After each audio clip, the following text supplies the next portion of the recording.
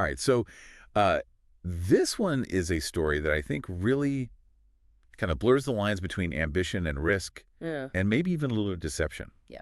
We're talking about Nick Leeson, Mm. the, quote, rogue trader, close quote, who brought down Barings Bank, Yeah. a 233-year-old institution. Wow. And you sent over some intriguing sources, I did. articles from Investopedia, The Guardian, and even testimonials from people who've actually hired Leeson Right? as a speaker. It's fascinating, isn't it? Yeah, I have to admit, I'm a little baffled by that last one. Yeah, it's an interesting mix. Yeah. It seems like even decades later, Yeah. people are still trying to figure out, was Leeson a mastermind? Right. Was he a reckless gambler or just a guy caught in a system spinning out of control? Exactly. And that's, I think, what we're going to try to figure out today. Yeah. Let's start with the basics. Okay. The Investopedia article lays out the facts. Mm-hmm. Leeson lost $1.3 billion in unauthorized derivatives trading. Huge number leading to the collapse of Barings. Yeah. He served 4 years in a Singapore prison. Right. So those are some pretty serious consequences. Yeah, they are. And it's important, I think, to understand what derivatives trading actually involves. Good. So imagine you're betting on the future price of something, Right. like oil or gold. Okay. You're not buying the actual commodity, but rather a contract that will pay out Right. based on whether the price goes up or down. Got it. It can be very lucrative, Sure. but also incredibly risky. Yeah. Especially when you're dealing with huge sums of money and minimal oversight. Okay, so that's where the risk comes in. Mm-hmm.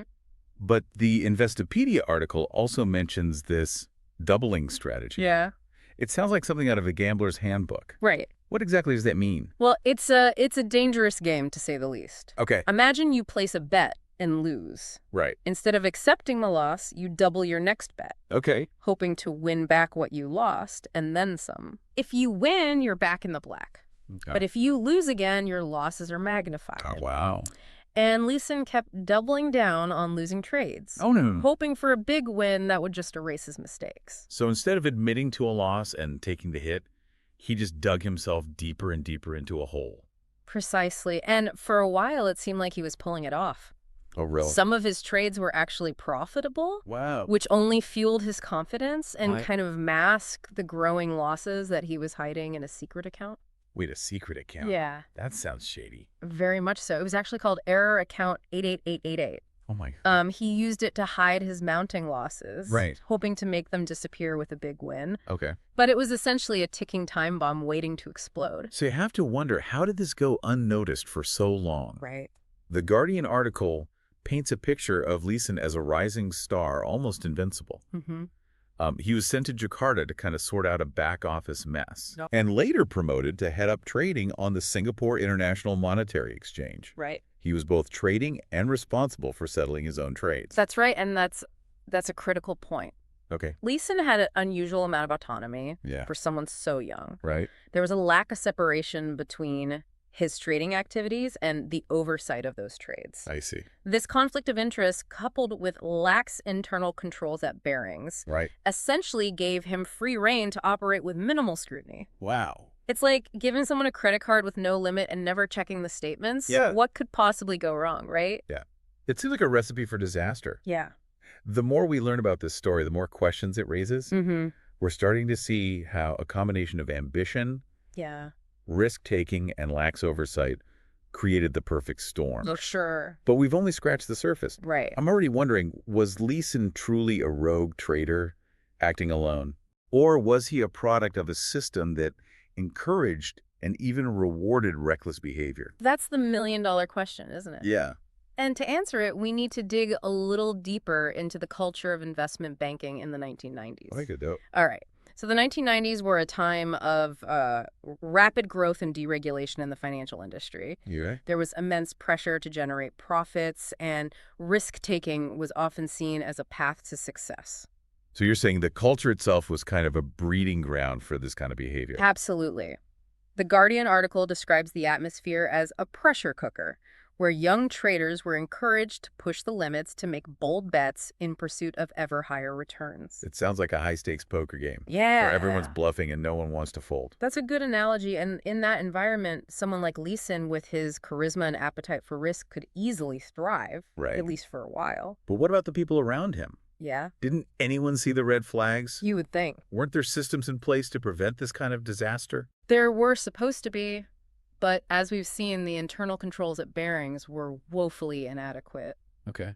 The Guardian article points to a culture of complacency and then a lack of understanding Mm-hmm. about the complexities of derivatives trading. It seems that as long as Leeson was bringing in profits, Yeah. no one was asking too many questions. So they were blinded by the money, turning a blind eye to the risks that he was taking. It seems that way. And remember, this was before the era of sophisticated risk management systems that we have today. Right. It was much easier for someone like Leeson to operate under the radar, Yeah. especially in a far-flung outpost like Singapore. Yeah.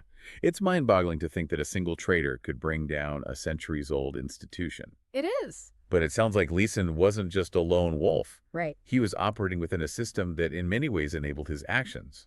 That's an important point. While Leeson certainly bears responsibility for his actions, we can't ignore the role that Baring's own shortcomings played in this debacle. Their failure to properly supervise his activities, Right. to implement adequate risk management procedures, and to heed warning signs created the perfect environment for this disaster to unfold. So it was a perfect storm of individual recklessness and systemic failure. Exactly. And the consequences were devastating not just for Barings, but for the entire financial world. Wow. The collapse sent shockwaves through the industry, highlighting the need for stricter regulation and more robust risk management practices. Right. In a way, Leeson's story served as a wake-up call for the industry. Okay, so we've established that the system was flawed. Yeah. But what about Leeson's motivations? Right. Was he driven purely by greed, or was there something else at play? That's where things get really interesting. Okay. The Guardian piece mentions that Leeson initially tried to cover up a relatively small trading error made by a colleague. So he was trying to be a hero protecting his team. Perhaps, but then as the losses grew, Yeah. he was trapped in a spiral of deceit and desperation. Yeah. Digging himself deeper into a hole with each risky trade. It's like a psychological thriller playing out in the world of high finance. It is. You have to wonder what was going through his mind during all of this. It's hard to say for sure. Yeah. But you can imagine the pressure, the fear, the desperation as he tried to keep the facade from crumbling. Yeah. He was living a double life. Yes. Celebrated as a star trader while secretly drowning in a sea of debt. And eventually the truth had to come out. Of course. The Investopedia article mentions that he fled Singapore when the losses became too big to hide, triggering an international manhunt. Yes, it all came crashing down in spectacular fashion. Wow. He was eventually arrested in Germany and extradited back to Singapore to face the consequences of his actions. So he went from being a high-flying trader to a fugitive on the run. It's a pretty dramatic fall from grace. Indeed, but the story doesn't end there. Well, right. Remember those testimonials you mentioned? The speaking engagements. Yeah. This is where I get really confused. After everything that happened, Leeson reinvented himself as a speaker on risk management and corporate governance. He's literally making a living from his past mistakes.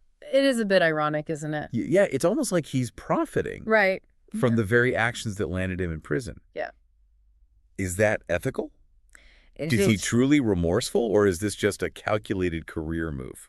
It's a complex question, I think. Yeah. With no easy answers. Right. On one hand, you have to kind of admire his resilience, Yeah. his ability to turn his life around Right. and build a new career.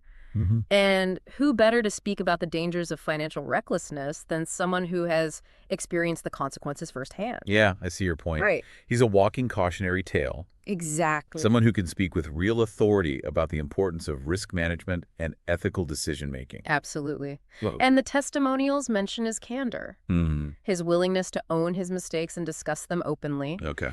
He's not shying away from his past, right? But rather using it as a platform to educate others. Okay, but let's not forget the human cost of this story. Of course. The Guardian article mentions his first wife, Lisa Sims, who was diagnosed with colon cancer while he was in prison. Oh, wow. It's heartbreaking. It is. And he was actually released early from prison on compassionate grounds to be with her during her final months. Yeah. It's a stark reminder that even in the midst of financial turmoil, there are deeply personal stories Right. of love loss and resilience. It puts things into perspective, doesn't it? It does. Makes you realize that behind the headlines and the billions lost, there are real people Right. whose lives were irrevocably changed by these events. For sure. Yeah. And it adds another layer to the ethical dilemma we were discussing earlier. Right. Can we or should we separate the art from the artist? Yeah. Can we acknowledge the value of Leeson's message Right. without condoning his past actions? That's a question that goes far beyond this particular case. Yep. We grapple with it in so many areas of life. Yeah. Entertainment, politics, even our personal relationships. It's about second chances, redemption, Yeah, and the complexities of human nature. for sure. Can someone who has made grave mistakes genuinely change, Right. make amends, and contribute something positive to the world? That's a tough one.